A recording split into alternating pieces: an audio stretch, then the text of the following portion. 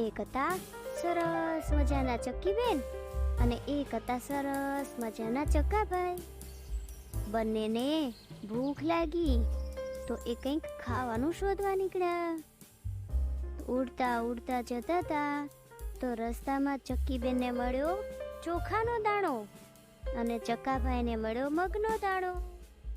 બંનેએ ઘરે આવીને બનાવી ખીચડી. હવે ઘરમાં પાણી ન હતું એટલે ચક્કીબેને કહ્યું કે ચક્કાભાઈ, તમે ઘરનું ધ્યાન રાખજો, હું પાણી ભરીને આવું, પછી આપણે બંને ખીચડી ખાઈશું. તો ચક્કાભાઈએ તો હા એમ કહ્યું અને જેવા ચક્કીબેન ગયા કે ચક્કાભાઈ તો આંખે પાટો બાંધી અને સૂઈ ગયા. હવે થોડી વારમાં ખીચડી કોઈક ખાઈ ગયું. કોણ ખાઈ ગયું એ ખબર નહીં. જેવા ચક્કીબેન પાણી ભરીને આવ્યા અને એ તો ચૂલામાં પર જુએ છે તો ખીચડી તો નથી. અરે રે ચક્કા, ખીચડી તો કોઈ ખાઈ ગયું છે, એવી જોરથી ચક્કીબેને બૂમ પાડી. એટલે ચક્કાભાઈ તો ઉઠી ગયા અને એણે ચક્કીબેનને કહ્યું કે હું તો સૂતો હતો, મને તો ખબર નથી કે ખીચડી કોણે ખાધી છે. મને લાગે છે કે રાજાનો કૂતરો ખાઈ ગયો હશે. તો ચક્કીબેન તો ખૂબ ગુસ્સે થઈ ગયા અને એણે કહ્યું, એમ થોડું ચાલે, રાજાનો કૂતરો આવી અને ખીચડી ખાઈ જાય તો આપણે શું ખાઈશું? ચાલો જઈને રાજાજીને ફરિયાદ કરીએ. એટલે ચક્કી અને ચક્કો તો ચાલ્યા રાજાજી પાસે. રાજાજીને કહ્યું, રાજાજી રાજાજી, તમારો કૂતરો અમારી ખીચડી ખાઈ ગયો છે. તો રાજાજીને તો ખૂબ ગુસ્સો આવ્યો કૂતરા પર અને એણે સિપાહીઓને દોડાવ્યા. જઈને કહ્યું, હમણાં ને હમણાં કૂતરાને રાજસભામાં બોલાવો.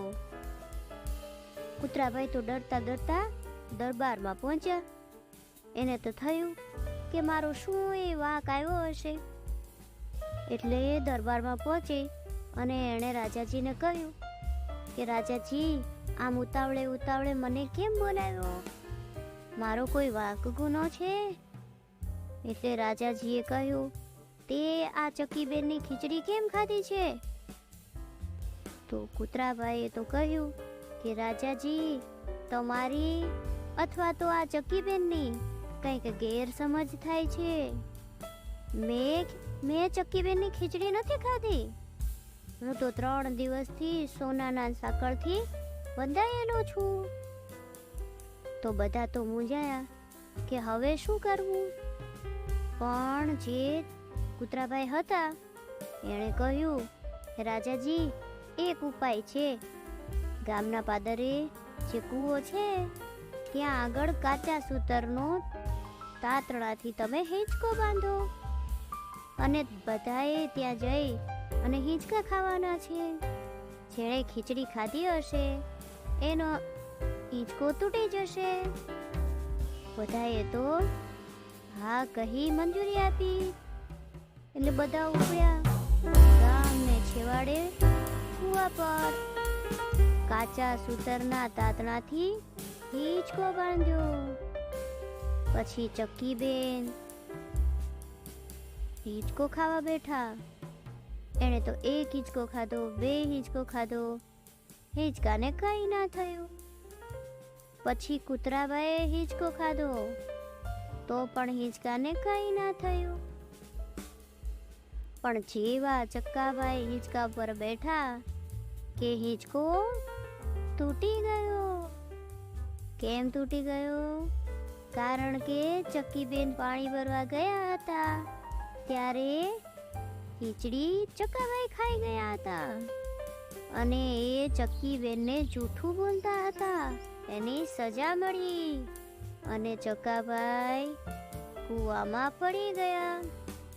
પછી તો ડૂબતા ડૂબતા ચક્કાભાઈ કહે, ચક્કીબેન, રાજાજી, મને બચાવો, મને બચાવી લ્યો. આજ પછી ક્યારે હું આવું નહીં કરું. એવું બોલવા લાગ્યા. એટલે ચક્કીબેનને તો ચકાભાઈ પર બહુ દયા આવી ગઈ. એટલે એણે રાજાજીને રિક્વેસ્ટ કરી કે રાજાજી ચકાભાઈને બચાવી લો, આજ પછી એ આવું ક્યારેય નહીં કરે.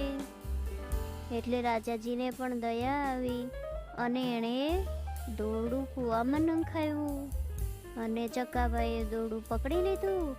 બધાએ દોરડું ખેંચ્યું એટલે ચકાભાઈ બહાર આવ્યા એટલે ચકાભાઈ રાજાજીના પગમાં પડી ગયા. રાજાજી મને માફ કરી દો, હું આજ પછી આવી ભૂલ ક્યારેય નહીં કરું. એટલે બધાએ ચકાભાઈને માફ કર્યા અને વાર્તા થઈ ગઈ પૂરી. તને આ વાર્તામાંથી શું શીખવા મળ્યું?